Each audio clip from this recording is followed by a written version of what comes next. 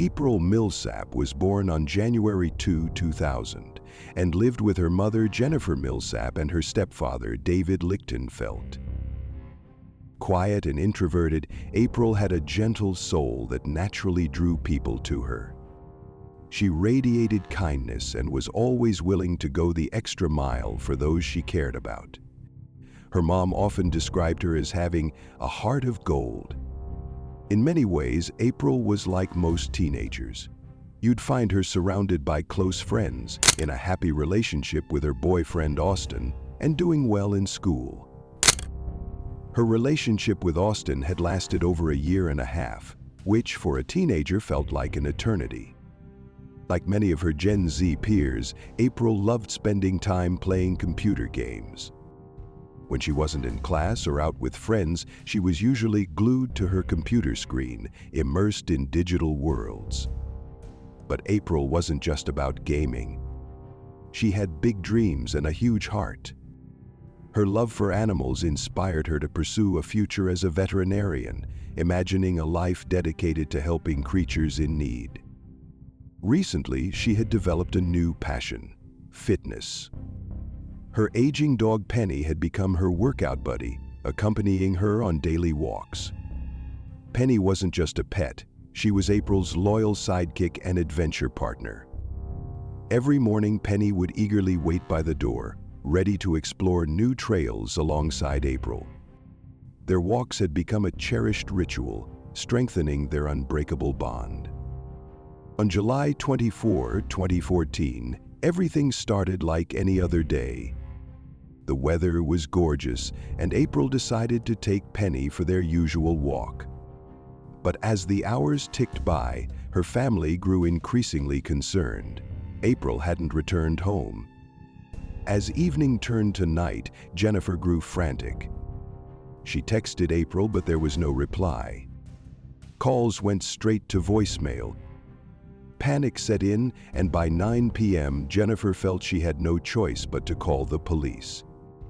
Overwhelmed with fear, she struggled to describe what was happening, hyperventilating as she recounted the situation. An officer eventually spoke with David, who, upon hearing the news, immediately informed his boss and rushed home. The police sprang into action, wasting no time. They began piecing together April's last known movements, retracing her regular walking routes, speaking with friends and family, and looking for any clues. When Jennifer mentioned April's boyfriend, Austin, investigators quickly reached out to him. Austin revealed that he had received a text from April earlier in the day, but after that there was nothing. Total silence. As the hours dragged on, worry turned into outright fear. Then, investigators stumbled upon something chilling: April's last text to Austin. It was short but haunting. "I think I'm about to be abducted." Those 7 words stopped everyone in their tracks, sending a wave of terror through the search efforts. Her phone, now either turned off or dead, had gone completely silent. The cryptic message only deepened the urgency of the investigation. Officers split into teams. Some stayed with Jennifer, offering comfort and support, while others fanned out, searching the area and following any lead that could shed light on what had happened to April. Later that evening, a 911 call delivered the chilling confirmation of their worst fears. A man riding bikes with his wife along a local trail reported an unsettling incident. We just found a body along the mountain bike trail. Is it a male or a female? Female. About how old do you think she is? I think it's that close. Okay. Is she on the trail? No, she's off the trail. She comes back to the woods, her clothes are all taken off. A large black dog had approached them, clearly distressed, and acting as though it wanted them to follow. The dog was persistent, nudging them and refusing to leave them alone. Alarmed but intrigued, the couple followed the dog deeper into the wooded area. What they found was heartbreaking. Hidden in a drainage ditch, partially obscured by dense brush, was a lifeless body. Sitting nearby was April's loyal companion, Penny, whimpering softly and refusing to leave her side. The sight was as tragic as it was haunting. The very bond that had brought them together on those daily walks had now led Penny to her final act of loyalty. When police arrived at the scene, they confirmed the body was that of 14-year-old Aprill Milsap. Her clothing matched the description of what she had been wearing when she left home earlier that day. However, the discovery was heartbreaking. Her shorts and underwear had been pulled down to her ankles, and her blouse was torn and pushed up to her waist, leaving her partially exposed. An autopsy later revealed a disturbing truth. Although there were indications of an attempted assault, Aprill had not been sexually assaulted. The cause of death was determined to be a combination of blunt force trauma to the head and asphyxiation caused by neck compression. Even more horrifying, her body bore over 48 injuries, painting a grim picture of the attacker's unimaginable rage and brutality. Aprill's body was found in a remote wooded area, deliberately concealed beneath thick foliage. It was such a hidden spot that stumbling upon it seemed almost impossible. Miraculously, it was her faithful dog Penny who led a group of bikers and eventually the police to the location of her body. News of Aprill's death quickly spread, sending shockwaves through the small, tight-knit community. As the town reeled from the tragedy, the police were cautious about releasing too much information, confirming only that a body had been found while they focused on piecing together what had happened. Detectives wasted no time questioning people who had been near the walking trail that day. One witness came forward with a crucial tip, reporting the sighting of two men in an old white van. This detail became the first significant lead in the investigation. Police launched a widespread effort to locate the van, involving local media to ask the public for assistance and tracking down every potential clue. Eventually, two men matching the description were identified and brought in for questioning. However, after extensive investigations, both men were cleared of any involvement, leaving the detectives at a frustrating standstill. Determined to uncover the truth, investigators returned to Aprill's last text message to her boyfriend and reanalyzed the evidence from the crime scene. A chilling theory began to take shape. Someone, a man, perhaps older, had noticed Aprill during her walk and followed her. He might have tried to speak to her, and when she ignored him, his frustration spiraled into violence. Detectives speculated that this man attacked Aprill and dragged her into the woods. This theory became even more plausible when another witness came forward, claiming to have seen a young girl resembling Aprill walking alongside an older man around the time of her disappearance. The man was described as riding a blue motorcycle. This new lead injected fresh energy into the investigation, aligning perfectly with the emerging theory. Once again, law enforcement turned to the public, asking for any information about a man riding a blue motorcycle. But, despite their renewed efforts, progress on the case remained slow, and detectives found themselves still searching for the key to solving Aprill's tragic and senseless murder. After weeks of tireless investigation, the police finally made a significant breakthrough. Several of Aprill's personal belongings were discovered kilometers away from the main crime scene. It seemed her attacker had hastily ditched the items while fleeing, likely in a panicked effort to dispose of evidence. But what may have been a careless mistake for the culprit turned into a pivotal clue for investigators. With this newfound lead in hand, authorities launched an extensive search of the surrounding area, meticulously scouring the dense forest, from overgrown thickets to winding walking paths. Then came the discovery that changed everything: Aprill's cell phone. Even more crucial, the active fitness tracker on her phone had recorded detailed data about her movements, pace, and walking route that day. What it revealed was deeply unsettling. The tracker pinpointed the exact spot where Aprill had sent a frantic message to her boyfriend, warning him she was being followed. Shortly after, it recorded her increasing pace as she hurried to get home. And then, something horrifying. A sudden, dramatic surge in speed. The tracker captured a pace nearing 40 km/h, a speed far too fast for any human on foot, strongly suggesting that April had been forcibly taken in a motorized vehicle, perhaps a motorcycle. This chilling revelation shifted the investigation into high gear. Using this key information, the police focused their efforts and began conducting checkpoints around town.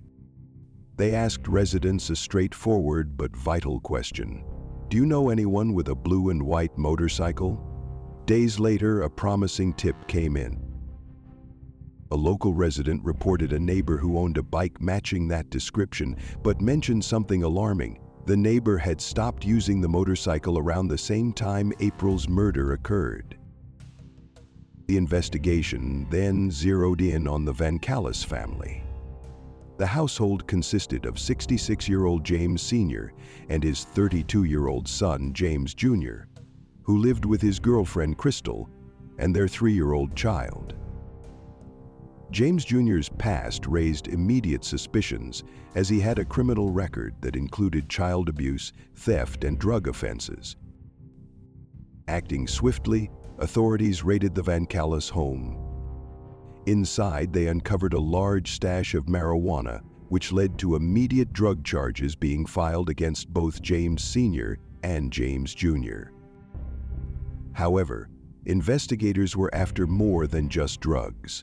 They were determined to find the blue and white motorcycle that could be the key to solving April's case. Despite combing through the house, garage, and backyard, the motorcycle was nowhere to be found. What they did discover, however, was a motorcycle helmet, clear evidence that a bike matching the description had once been there. While James Sr. and James Jr. remained in custody, police collected their DNA samples to compare with evidence recovered from the crime scene. But in a frustrating and unexpected twist, the DNA results showed no physical link between either James Vancalis and April. Just when officers thought they were closing in on the truth, the case took an unexpected and deeply disheartening turn. Meanwhile, investigators discovered impressions from Nike Jordan sneakers on April's chest and neck, which they believed could hold the key to solving the case. Determined to locate the matching shoes, they launched an extensive search, but came up empty-handed. However, a video found on James Jr.'s phone showed him wearing a pair of Nike Jordans.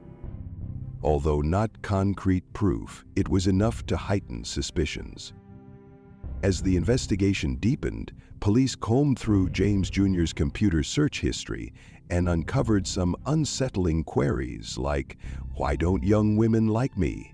and "How to attract young women."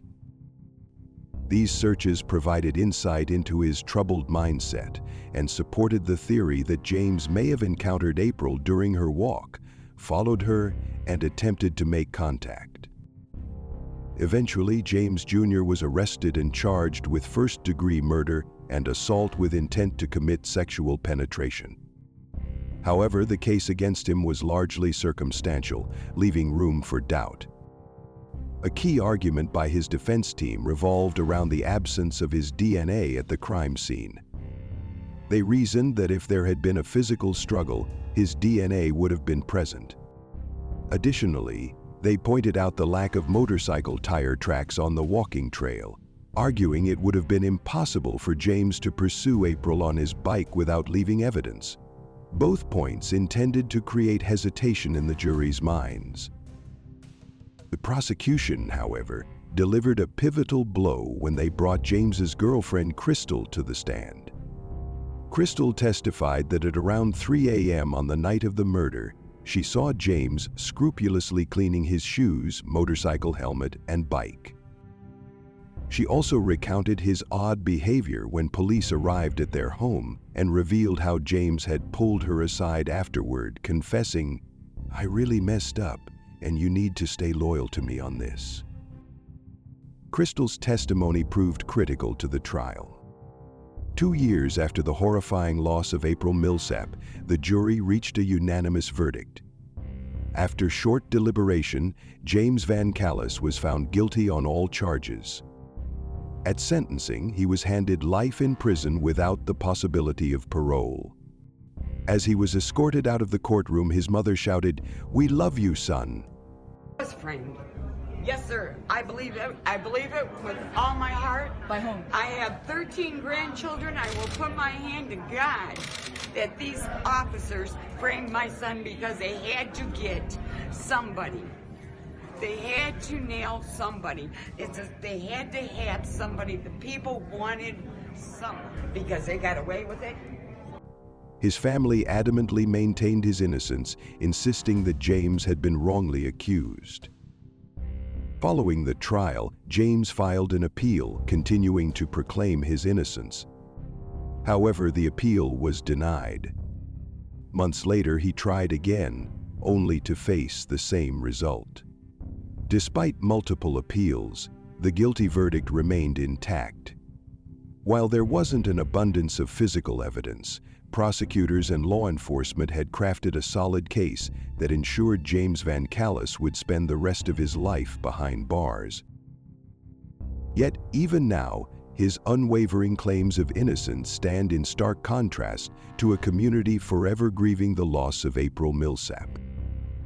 Before we jump into our next story, we'd greatly appreciate it if you could take a moment to hit the like button. It's just one simple click for you, but it means the world to us and gives us a huge boost of encouragement. Pratibha Gautam was born into a modest but loving family in Kanpur, a bustling city in Uttar Pradesh, India. Her father worked as a bank employee, ensuring the family's needs were met, while her mother lovingly managed the household and nurtured Pratibha and her younger sister. Even as a child, Pratibha showed a keen interest in law and justice, an early passion that would shape the course of her life. Determined to turn her dreams into reality, Pratibha chose to study law after high school. Her academic journey eventually took her to Delhi for postgraduate studies, where she worked tirelessly with one goal in mind: becoming a judge. During this transformative period, she crossed paths with Manu Abhishek Rajan, a motivated 27-year-old lawyer with big dreams. Abhishek came from a prestigious legal lineage. His father, Justice Suresh Chandra Rajan, was a highly regarded figure in the judiciary. Their shared passion for the law brought them closer together. From late-night study sessions in libraries to relaxed strolls in the city, their professional bond blossomed into a heartfelt romance. But their love story was far from easy.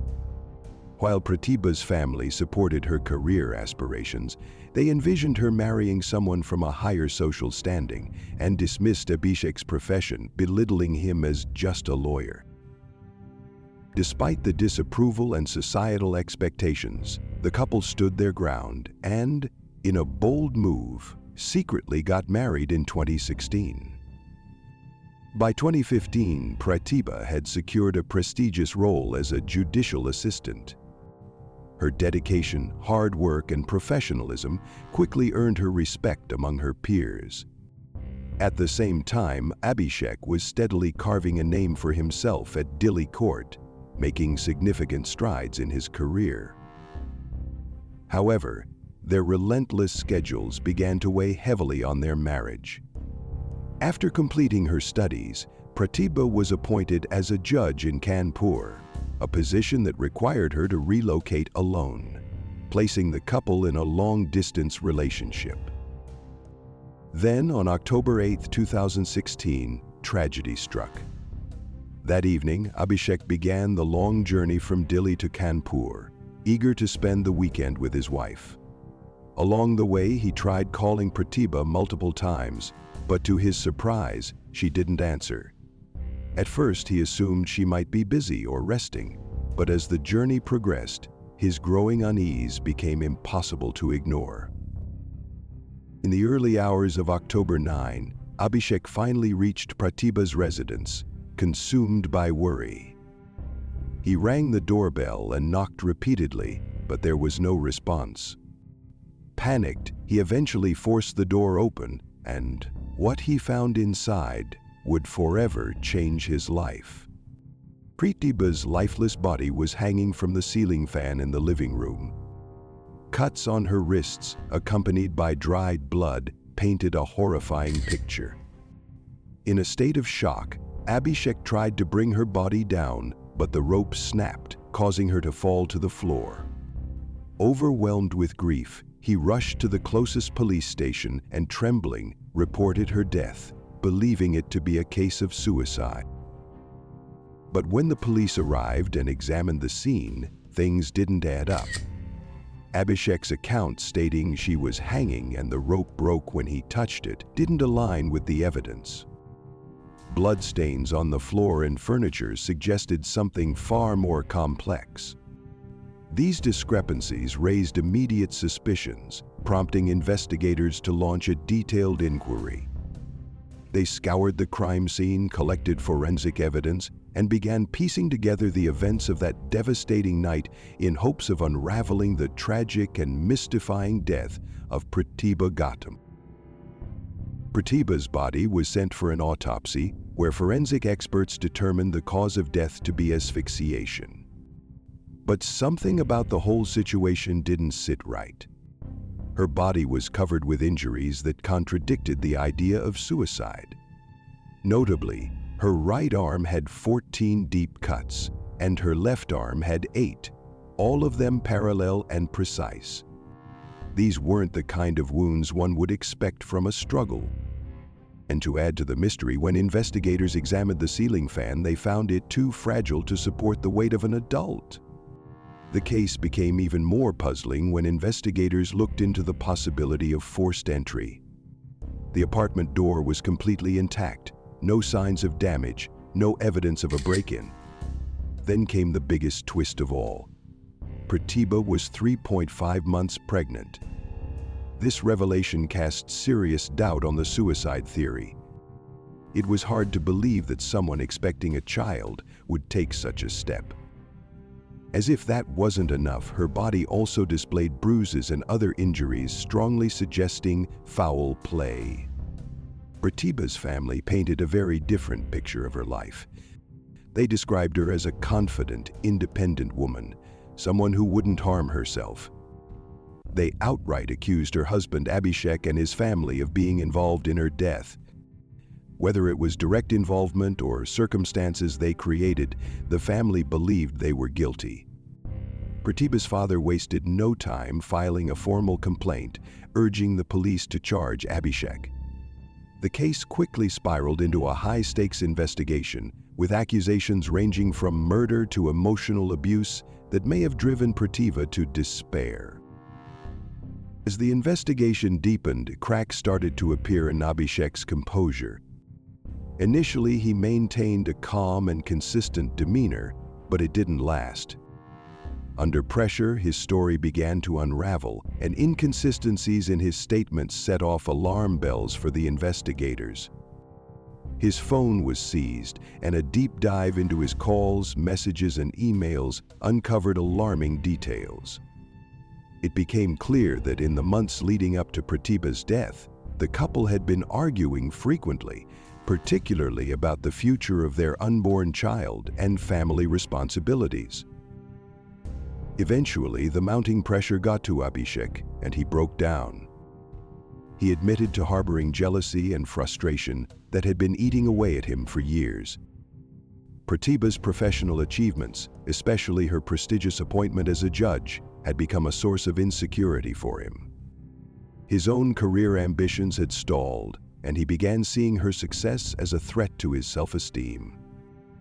Instead of celebrating her pregnancy, Abhishek saw it as the final straw. The thought of becoming a father overwhelmed him, and he began pressuring Pratibha to terminate the pregnancy, a decision she firmly refused, leading to even more heated disputes. According to Abhishek's confession, everything boiled over on October 7. That day he was at a resort with friends when he found out about Pratibha's plans to travel to Delhi. Furious, he cut his trip short and rushed home. What happened next was a nightmare. Their argument turned explosive, and in a fit of rage, Abhishek physically attacked her. He beat her with a stick, and as she tried to shield herself, the violence escalated. He grabbed a knife and inflicted deep cuts on her arms and neck. When Pratibha collapsed unconscious, Abhishek strangled her with a scarf. In a chilling attempt to cover up his crime, he staged the scene to make it look like a suicide. Here's where the story takes a bizarre turn. Despite confessing, Abhishek later retracted his statement, claiming he was innocent. He repeatedly applied for bail, but every request was denied due to the heinous nature of the charges against him. Over the next 5 years, he remained imprisoned while his family fought tirelessly to clear his name. Finally, in April 2022, the Supreme Court granted him temporary bail as an interim measure. But to this day, the case remains unresolved, with no final verdict in sight. Before we conclude this video, please be aware that the video on the left may be disturbing. It is recommended for adult viewing only. On the right, you'll find a playlist of videos that have been highly appreciated by our viewers.